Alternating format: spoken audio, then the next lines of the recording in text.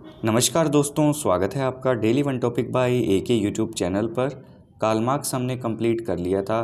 Karl Marx के ऊपर महत्वपूर्ण वन लाइनर इस वीडियो नोट में हम आपको दे रहे हैं। जिन प्रश्नों को हम दे रहे हैं ये परीक्षा की दृष्टि से तो महत्वपूर्ण है ही, साथ में आपके रिवीजन में भी ये मदद करते रहेंगे। तो चलिए शुरू करते हैं आज का ये वीडियो नोट। देखिए दोस्तों, पहला प्रश्न है आपका यहाँ पर, मार्क्सवाद का प्रमुख प्रवर्तक विचारक कौन है? मार्क्सवाद का प्रमुख प्रवर्तक विचारक कौन है? तो ये तो बिल्कुल स्पष्ट है कि वो हैं कार्ल मार्क्स। कार्ल मार्क्स के ऊपर हमने जितने भी 7 से 8 पार्ट में वीडियो नोट डाले हैं, कंप्लीट उनको प्लेलिस्ट में ऐड कर दिया है, लिंक डिस्क्रिप्शन में है। ठीक है, तो मार्क्सवाद का प्रमुख प्रवर्तक विचारक कौन है? Karl Marx. दूसरा देखिए, समाजवाद की विश्लेषण आधारित व्यवहारिक योजना के प्रतिपादक कौन है? समाजवाद की विश्लेषण आधारित व्यवहारिक योजना का प्रतिपादन किसने किया? तो ये भी किया कार्ल मार्क्स ने। चूँकि हम यहाँ पे कार्ल मार्क्स का अध्ययन कर रहे हैं तो उन्हीं से संबंधित प्रश्न यहाँ पे मिलेंगे, और कार्ल मार्क्स से संबंधित यदि और भी विचारक हैं तो उनके भी प्रश्न मिलेंगे। कार्ल मार्क्स ने समाज में कौन से वर्ग का अस्तित्व स्वीकार किया है? कौन से वर्ग का अस्तित्व स्वीकार किया है? तो देखिए, सर्वहारा वर्ग और पूंजीपति वर्ग। वर्ग संघर्ष की बात यहाँ पर करी थी, जिसमें 2 वर्ग थे, एक सर्वहारा वर्ग और एक पूंजीपति वर्ग। पूंजीपति वर्ग को हम बुर्जुआ वर्ग भी कह सकते हैं। ठीक है, पूंजीपति वर्ग को हम बुर्जुआ वर्ग भी कह सकते हैं। पूंजीपति वर्ग की संख्या, इसमें लोगों की संख्या क्या होती है? कम होती है। सर्वहारा में क्या होता है? अधिक होता है। ठीक है, तो अधिक के ऊपर कम का शासन है ना, तो कह सकते हैं हम अल्पसंख्यकों का बहुसंख्यकों पर शासन।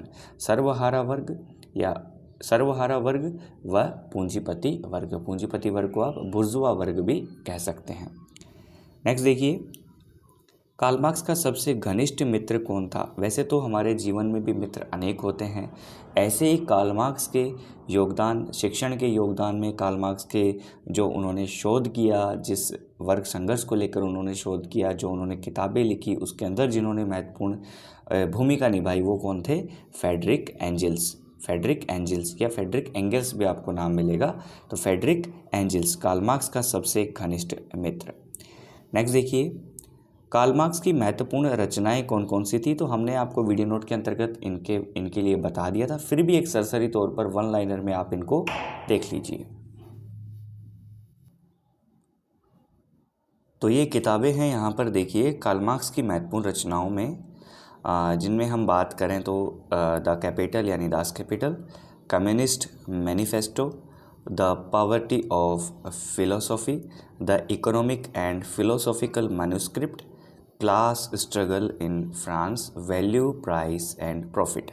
किसकी बात की हमने बात की है कार्ल मार्क्स की महत्वपूर्ण रचनाओं की। प्रश्न आपसे पूछा जा सकता है, निम्न में से कार्ल मार्क्स की कौन सी रचना नहीं है, या मिलान प्रश्नों के रूप में कार्ल मार्क्स से संबंधित रचना को आपको मिलान करना पड़ सकता है, या फिर निम्न में से कौन कौन सी कार्ल मार्क्स की रचनाएं हैं। तो ये मोस्ट हैं, महत्वपूर्ण हैं, इनको ध्यान में रखिएगा और अपनी नोटबुक में इनको अंडरलाइन भी कर लीजिएगा। ठीक है, नेक्स्ट देखिए, कार्ल मार्क्स ने राज्य को किस वर्ग का संरक्षक माना? कार्ल मार्क्स ने राज्य को एक संरक्षक का दर्जा दिया। वो संरक्षक किस वर्ग का है? वो है पूंजीपति वर्ग, या फिर हम कह सकते हैं बुर्जुआ वर्ग। राज्य का अस्तित्व जो कार्ल मार्क्स मानते हैं वो पूंजीपति या बुर्जुआ वर्ग के संरक्षण के लिए है। ठीक है, इसकी हिफाजत के लिए है, इसकी सुरक्षा के लिए है। इसमें इस बुर्जुआ वर्ग की रक्षा करने के लिए सैनिक रखे जाते हैं, प्रबंधन किया जाता है, सारी चीज़ें की जाती है। किसके द्वारा? राज्य के द्वारा। तो कार्ल मार्क्स राज्य को पूंजीपति वर्ग यानी बुर्जुआ वर्ग का संरक्षक कहते हैं, संरक्षक मानते हैं। ठीक है, नेक्स्ट देखिए, कार्ल मार्क्स ने मानव इतिहास की कितनी अवस्थाओं का वर्णन किया है? तो वो अवस्थाएं कौन सी है? 6 अवस्थाएं हैं, जिनके बारे में हमने वीडियो नोट में काफ़ी बातचीत कर ली है। यदि आपने वो वीडियो नोट नहीं देखे हैं तो दोस्तों मैं आपको बता रहा हूँ, कंप्लीट प्लेलिस्ट का लिंक डिस्क्रिप्शन में है। आप उन्हें इत्मीनान से आराम से देखिए। परीक्षा में समय है अच्छा खासा, हर टॉपिक को अच्छे से समझते हुए चलिए। कुछ मदद मैं आपकी कर रहा हूँ, कुछ आप अपनी स्वयं की मदद करते चलें। कार्ल मार्क्स का जन्म कहाँ हुआ? तो 1818 में हुआ। कहाँ पर हुआ? जर्मनी में हुआ। क्लियर है ये चीज़? कई बार ऐसे प्रश्न भी पूछ लिए जाते हैं। कार्ल मार्क्स ने कौन सा सिद्धांत हीगल से ग्रहण किया था? तो द्वंद्ववाद। देखिए, द्वंद्वात्मक भौतिकवाद एक सिद्धांत है। तो द्वंद्ववाद जो है, ये जो टर्म है कार्ल मार्क्स ने हीगल से ग्रहण की, ठीक है, हीगल से ग्रहण की। तो कार्ल मार्क्स ने द्वंद्वात्मक या द्वंद्ववाद किससे ग्रहण किया? हीगल से ग्रहण किया। इसे आप यूँ भी पढ़ सकते हैं। कार्ल मार्क्स के अनुसार जिन दो वर्गों के मध्य अनिवार्य संघर्ष अनिवार्यतः पाया जाता है वो वर्ग है पूंजीपति वर्ग या श्रमिक वर्ग, पूंजीपति वर्ग या सर्वहारा वर्ग, बुर्जुआ वर्ग या सर्वहारा वर्ग, ठीक है। इनके अंदर हमेशा संघर्ष रहता है, वर्ग संघर्ष वाली स्थिति जो होता है, इनके मध्य संघर्ष पाया जाता है पूंजीपति वर्ग व श्रमिक वर्ग के बीच में। कार्ल मार्क्स का अंतिम आदर्श है साम्यवादी समाज की स्थापना करना। कार्ल मार्क्स का अंतिम आदर्श है, कार्ल मार्क्स चाहते हैं कि साम्यवादी समाज की क्या हो जाए? स्थापना हो जाए। जब आप कार्ल मार्क्स की दी हुई अवस्थाओं में, मानव की अवस्थाओं में 6 अवस्थाएं पढ़ेंगे तो उसके अंदर जो लास्ट है वो है साम्यवादी समाज, साम्यवादी समाज, ठीक है।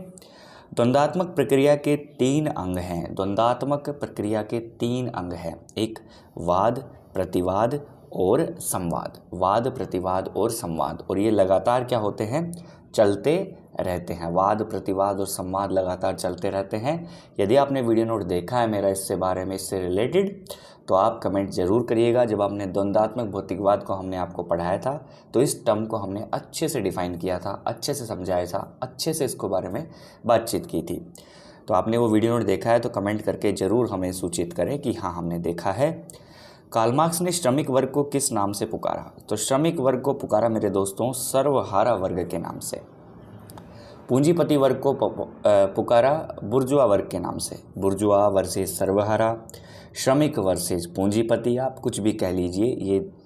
ये वर्ग संघर्ष वाली स्थिति है। इसमें 2 वर्गों के बीच में हमेशा अनिवार्य रूप से संघर्ष पाया जाता है। प्रथम वैज्ञानिक समाजवादी विचारक किसे जाना गया? तो कार्ल मार्क्स को जाना गया। प्रथम वैज्ञानिक समाजवादी विचारक कार्ल मार्क्स को ही जाना गया, यानी प्रथम वैज्ञानिक समाजवादी विचारक किसे कहा गया? कार्ल मार्क्स को कहा गया, ठीक है। यहाँ तक कोई दिक्कत नहीं होनी चाहिए। नेक्स्ट देखिए, प्रूंदो की पुस्तक द फिलोसॉफी ऑफ पॉवर्टी के जवाब में कार्ल मार्क्स ने जो पुस्तक लिखी वो है द पॉवर्टी ऑफ फिलोसॉफी। थोड़ा सा उलट पुलट है लेकिन आपको ध्यान में रखना पड़ेगा।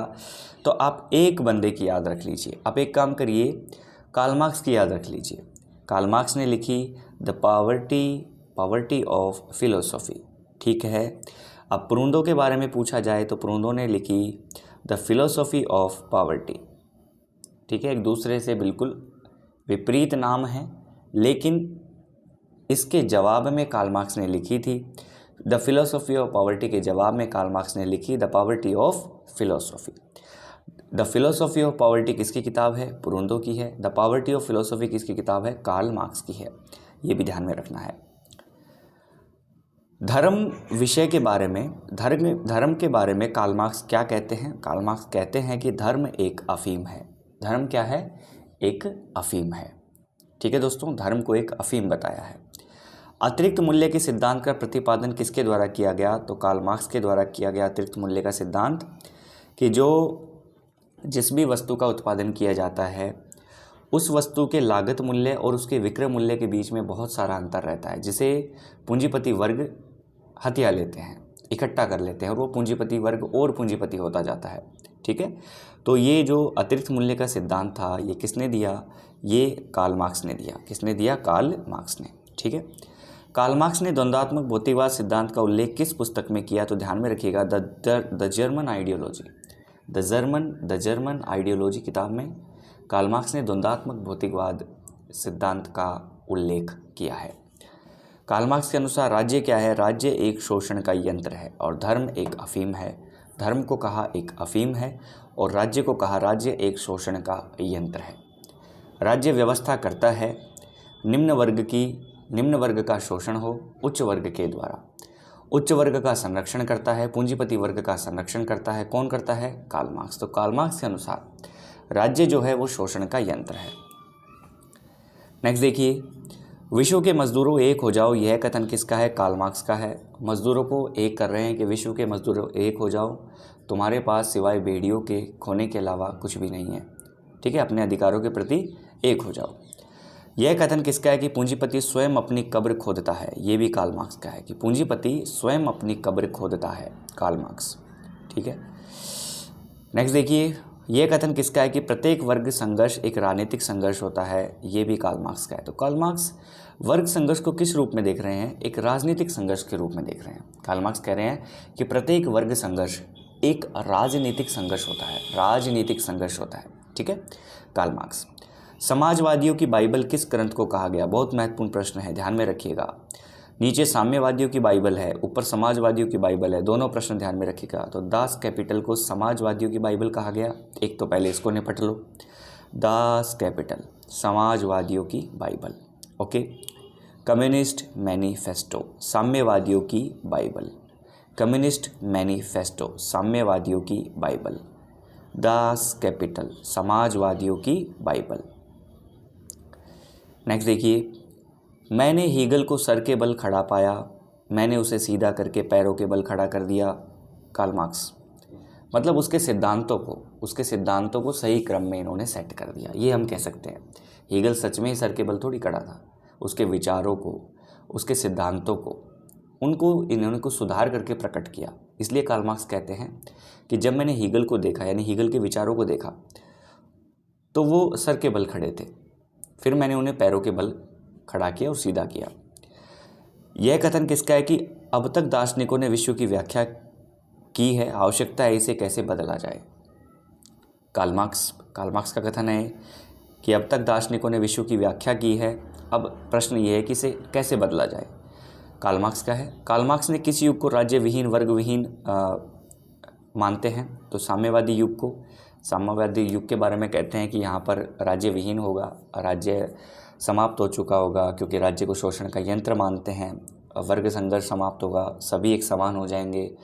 जो सर्वहारा वर्ग है, ये पूंजीपति बुर्जुआ वर्ग को बिल्कुल समाप्त कर देंगे। बुर्जुआ वर्ग को भी मजदूरों की तरह काम में लेंगे, उनको भी लगा लेंगे, उनके सारे जो क्षेत्र उन पर कब्जा कर लेंगे, उनको सार्वजनिक बना देंगे, निजी संपत्ति को सार्वजनिक बना देंगे। इस प्रकार से इन्होंने कहा कि राज्य विहीन और वर्ग विहीन हो जाएगा, सभी एक समान हो जाएंगे, तो वर्ग भी समाप्त हो जाएगा, तो साम्यवादी युग है। मार्क्सवाद के अनुसार राज्य एक मानव निर्मित संस्था है, कोई प्राकृतिक संस्था नहीं है। पूंजीवाद का गंभीर विश्लेषण करने वाला विचारक है कार्ल मार्क्स। कार्ल मार्क्स किस प्रकार से समाज में विश्वास करते हैं? वर्ग विहीन व राज्य विहीन समाज में विश्वास करते हैं कार्ल मार्क्स। मार्क्सवाद का दूसरा नाम क्या है? तो वैज्ञानिक समाजवाद। वैज्ञानिक समाजवाद मार्क्सवाद का दूसरा नाम है। ठीक है, तो हमने कार्ल मार्क्स के ऊपर ये महत्वपूर्ण प्रश्न देखे। आई होप आपने ये समझे होंगे, देखे होंगे और आपको ये प्रश्न समझ में भी आए होंगे। तो इस प्रकार हम देखते हैं कि हम जब कार्ल मार्क्स के ऊपर इतने सारे वीडियो नोट आपको दिए, साथ में ये प्रश्न आपको दे रहे हैं, तो आपको इनका लाभ ज़रूर मिलेगा, ऐसा हमारा मानना है। तो इस वीडियो नोट में जो भी आपको प्रश्न दिए गए, आपको कितना क्या समझ में आया और कैसा लगा, आप कमेंट ज़रूर करिएगा, ताकि हम आगे और कार्य कर सकें। तो इस प्रकार हम पॉलिटिकल साइंस पे आपको वीडियो देते रहेंगे। सेकंड ग्रेड के वीडियोस भी शुरू हो गए हैं, जिसे भी आप ज़रूर देखें और उन्हें शेयर भी करें। Thank you so much for watching this video note.